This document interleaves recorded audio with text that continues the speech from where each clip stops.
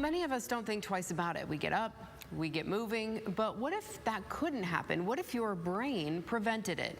Bill Sproul joins us this morning with how you can help those battling the neurological disorder Huntington's disease. Good morning, Bill. Thanks for joining us today. Good morning. How are you? I'm doing well, thanks. Thank you for joining us. First, start out by telling us a little bit about Huntington's disease. It's fairly rare, so a lot of people may not have heard of it, but also how it has impacted your family personally. You are correct. Most people have not heard about it, including in the medical field. Oh, wow. My job, I've undertaken to raise awareness of what Huntington's disease.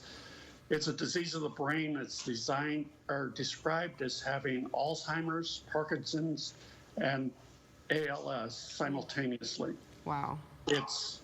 Its duration is typically from 10 to 20 years from onset to death, and it slowly progresses forward. There's no stopping it. There's no medications to treat the disease. They do treat some of the symptoms, but in my case, I married into a family where Huntington's was present. Everybody kept quiet about it, and that's not uncommon. Nobody talks about having a person that's not quite right in their family. And as a result, I had 2 children by the time my wife was diagnosed. And she died at age 49. My daughter I lost 5 years ago at age 38 of Huntington's disease. Wow. So this affects people when they're really in the prime of their lives, or they should be, having children and enjoying their careers. Typically, it hits just after children arrive, and then they're 50% at risk of having the same disease. My daughter left me 2 grandsons, which now each are 50% at risk. There is a test, but if you're tested, you have to be able to handle the information. Sure. And that's pretty hard. Yeah, that's a really, really heavy diagnosis. And as you mentioned, there's tests and there's way that you could treat symptoms, but no cure. So you all are raising money, I would imagine, to try to do some research and to try to support families who are battling this. Tell us about the fundraiser that's coming up. Well, this will be our 8th year here in Adrian, Michigan.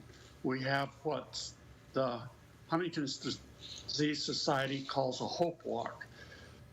We have an awareness day, basically.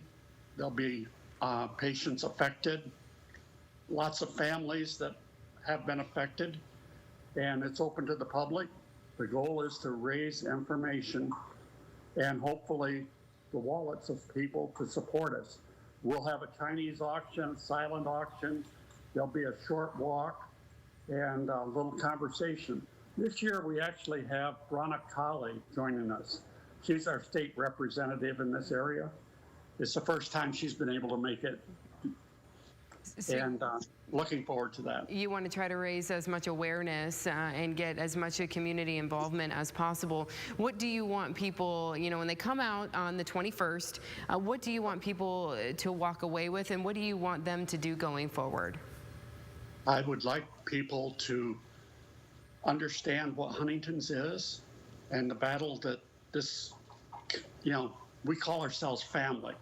Everybody that's been affected with it is family, and nobody fights this disease alone.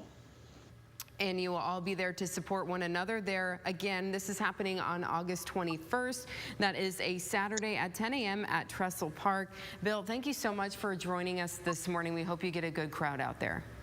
Thank you very much, Amanda. Yep, take care.